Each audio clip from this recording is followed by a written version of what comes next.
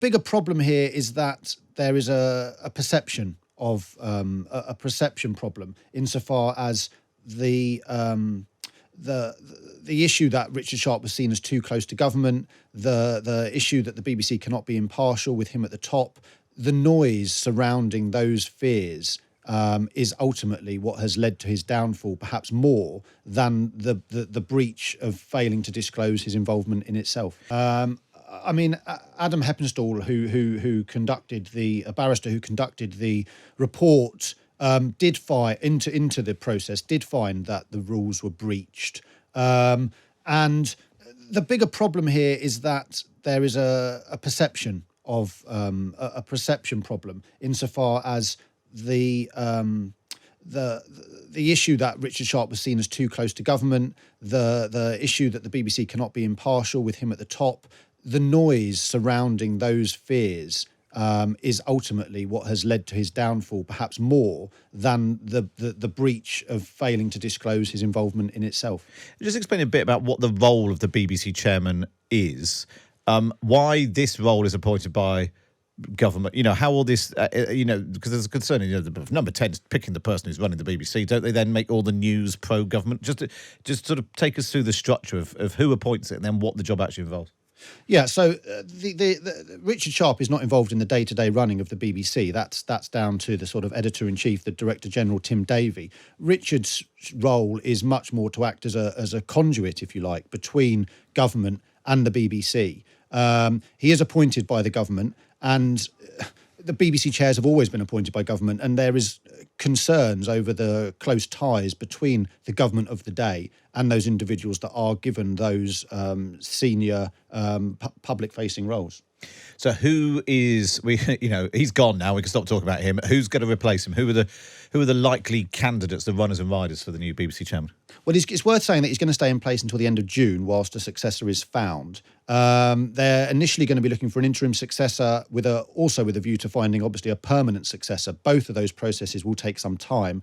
There's been some speculation this morning that George Osborne might be a name, potentially, or Charles Moore, who a former Telegraph editor who was in the running previously before he pulled out to be BBC chair. And there's also some candidates among the existing BBC board.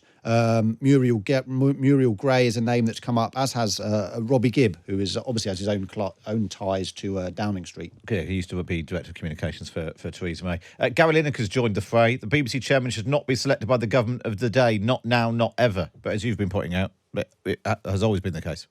It has, and and there's criticism for it. And under Labour, I think Labour was accused of filling these posts with Labour supporters. And whether these public servant roles can be truly distanced from the government of the day is an issue that governments aren't inclined to tackle. Alex, always good to see you. Alex Farber there, the Times' media correspondent. Well, let's get some political reaction now. Labour's Shadow Culture Secretary is Lucy Powell and joins me now. Lucy, you're arguing the Prime Minister should have sacked Richard Sharp weeks ago. But why then? I mean, there's been an independent process underway, isn't there? This is due process being played out.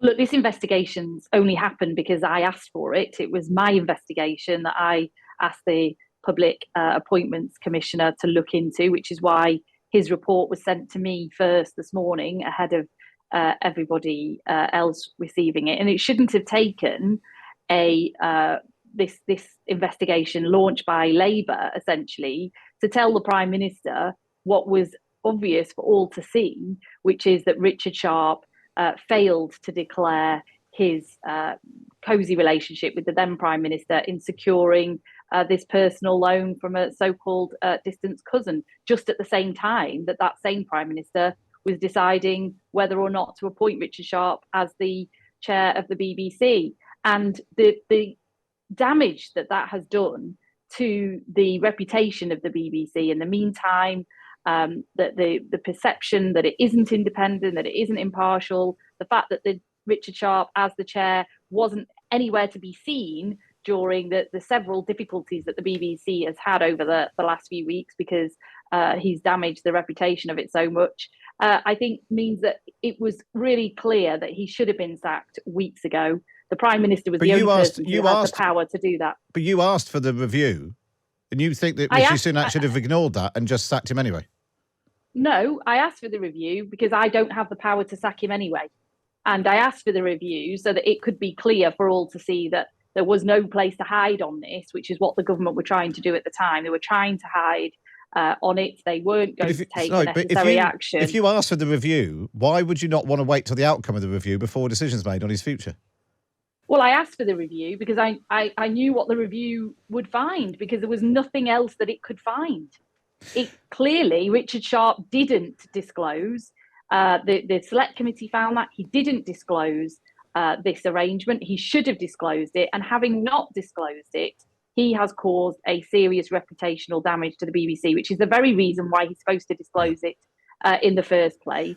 And he's been unable to carry out his job as the chair. If I was the Prime Minister, or if I was the secretary, the culture secretary, I would have sacked him there and then. I don't have the power to do that. But what I did have the power to do, I had the power to ask for this to be properly investigated, which has happened. And that's made Richard Sharp, not the Prime Minister, it's made Richard Sharp now realise that his position's untenable.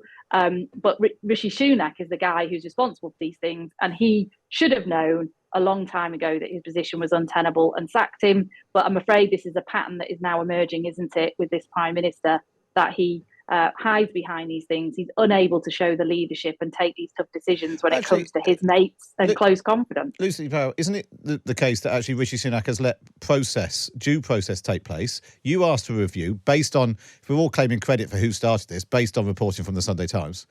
Well, no, I give full credit to the Sunday Times. The Sunday Times did a fantastic job on this, and absolutely. But, you know, whether it's Richard Sharp or Dominic Raab, or Nadeem Zahawi, Rishi Sunak, presented with revelations in the press, asked someone to carry out a review, and then makes a decision. Isn't that the right way to run things, rather than, you're not suggesting the Labour Party would just, every time there's something in the paper, just fire anyone involved?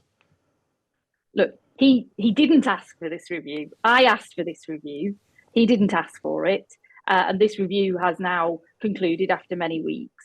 But in the meantime, it became clear that the Select Committee, that Richard Sharp himself said he should have declared it. And the Select Committee found that he should have declared these interests. We've had, in the meantime, a massive crisis facing the BBC, where the chair was nowhere to be seen. He couldn't be anywhere near that because he himself was causing so much damage to the impartiality and independence of the BBC. He's been unable to carry out his duties. And the Prime Minister could and should have sacked him, I'm afraid, a long time ago. You talk about the impartiality, the perception, the problems with it. Have you got any evidence that under Richard Sharp's watch that the BBC was more pro-Conservative because he was the chairman and because of this close relationship with Boris Johnson? Well, that's not the issue. That's not the issue. Well, you're talking about impartiality and perception. Is there any evidence that his closeness to Boris Johnson made any difference to the BBC's output?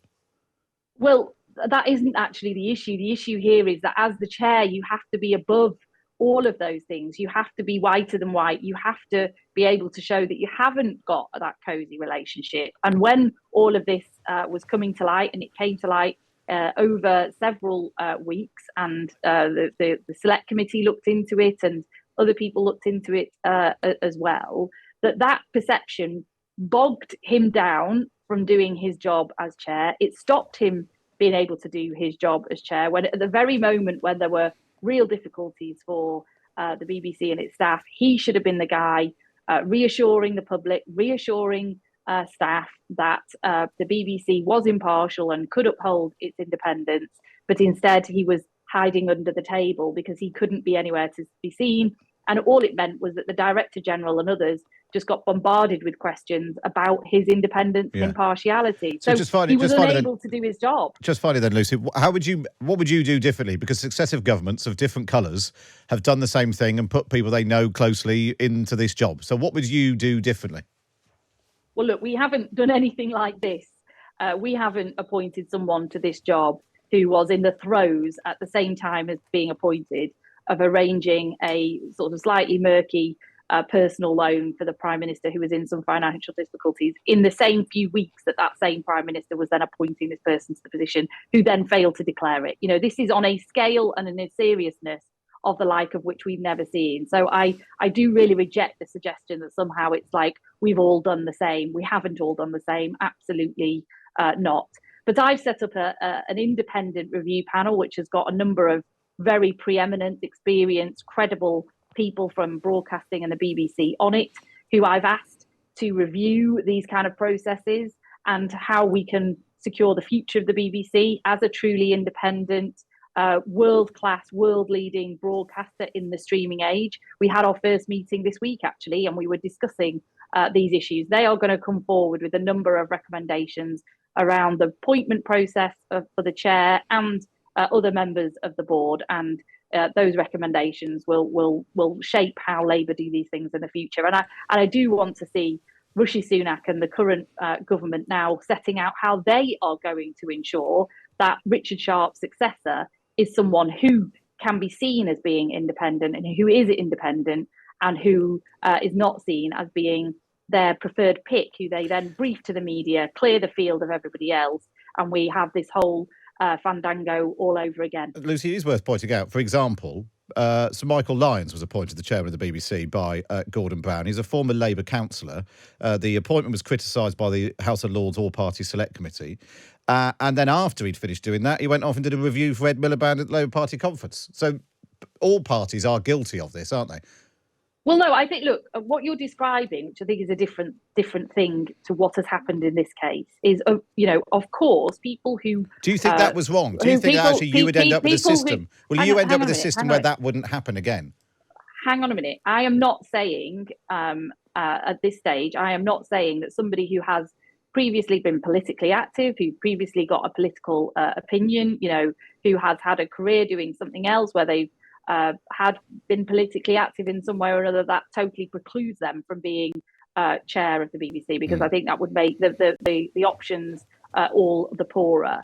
But what you have to have is a process that is fully transparent, very robust. It can be as independent as possible, and maybe that there is much less ministerial involvement in that than there has been hitherto, and we'll look at those issues. But that is not what's happened here. Richard Sharp has not resigned because he was previously a member of the Conservative Party or previously a donor to the Conservative because he was sorting Party. I accept that. He's sorting out loads. Lucy, really good to speak to you. Lucy Powell there, Labour's Shadow Culture Secretary.